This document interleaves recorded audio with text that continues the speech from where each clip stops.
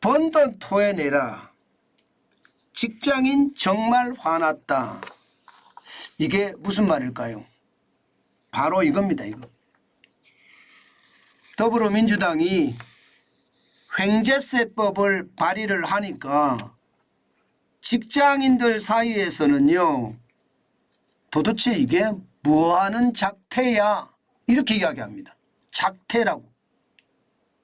왜냐고요? 직장인들 입장에서는요, 열심히 일해서 회사의 이익을 증대시켜 놨는데 나라가 횡재세법을 만들어서 뺏어간다는 거예요. 뺏어간다는 거예요. 그러면 나한테 돌아올 몫이 그만큼 줄어든다는 이야기잖아요. 실제로 말입니다. 지금 더불어민주당이 발의를 한 것을 보면 은행 횡재세법은요, 초과 수익의 40%를 지금 걷는다는 겁니다. 초과 수익이라는 것은 직전 연도에 직전 5년 동안의 평균 120%가 넘는 순이익은 초과 수익이다. 거기에 40%를 걷는다. 올해로 기준으로 하면요, 죄송합니다. 2022년을 기준으로 하면 1조 9천억 원이 됩니다. 그러면 은행들 입장에서는 그만큼, 은행원들의 입장에서는 그만큼 돌아갈 게 줄어든다는 이야기가 되는 건가요? 그러니까 직장인들 사이에서는요, 이게 굉장히 큰 파장을 불러일으키고 있습니다. 게다가 말입니다.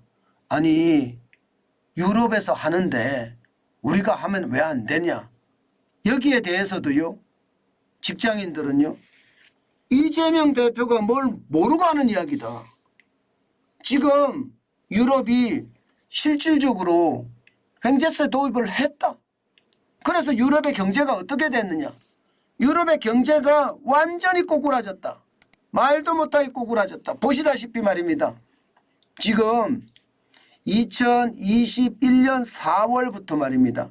0% 성장, 2022년 4월에는 0%고요. 올해 들어서서는 마이너스 0.1, 마이너스 0.2 이를 기록하고 있습니다.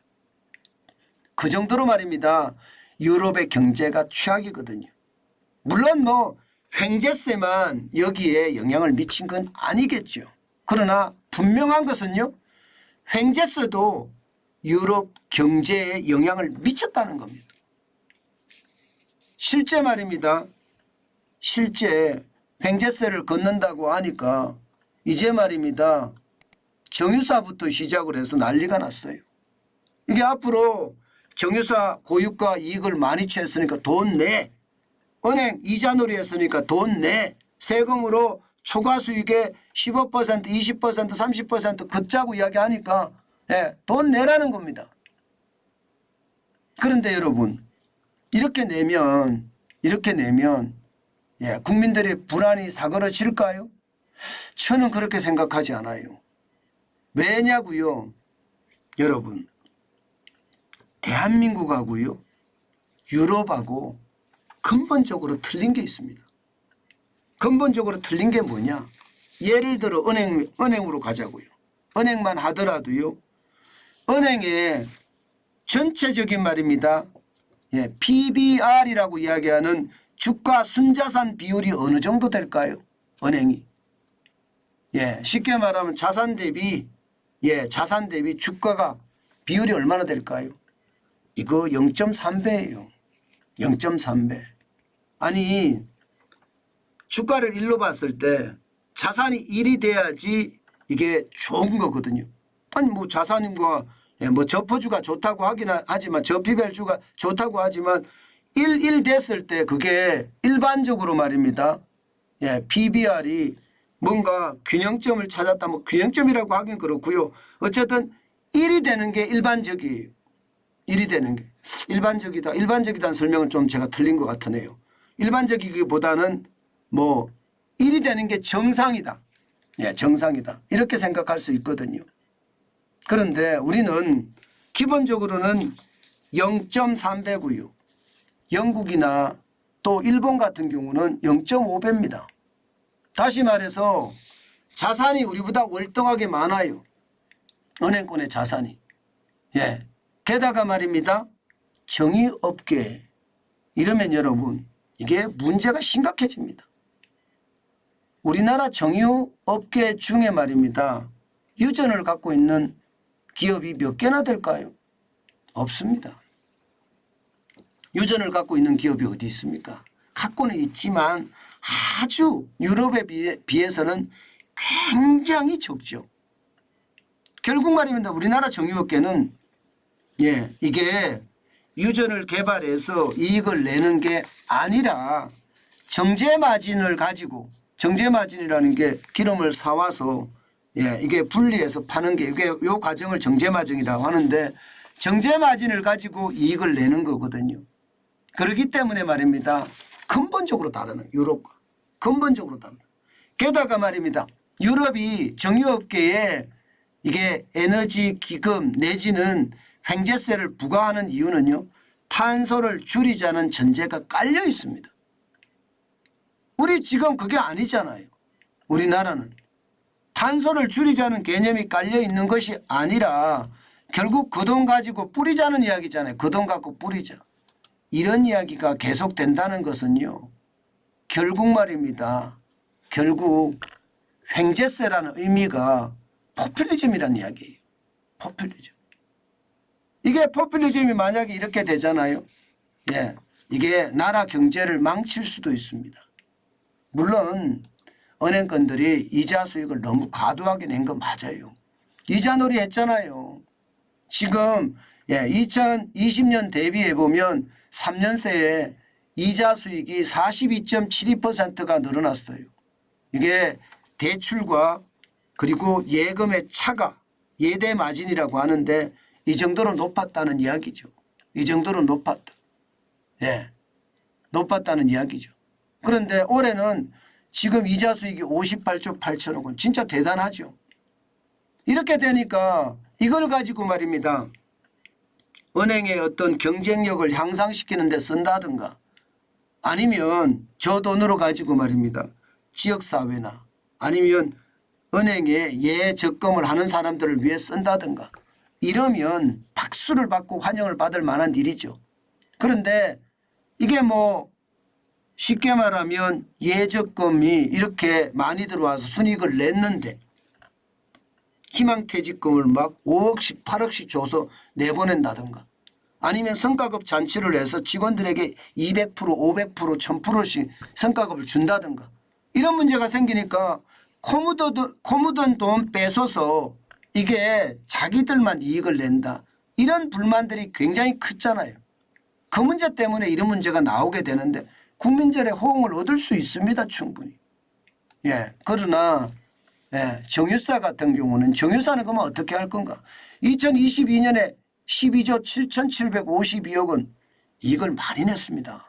그러다 보니까 이게 정유사사들에 대해서도 횡재세를 매기겠다 이렇게 이야기하거든요. 여기서 보면 말입니다. 그러면 2020년 4조 5,477억 원이 적자였습니다. 이거는 정부가 메워주나요?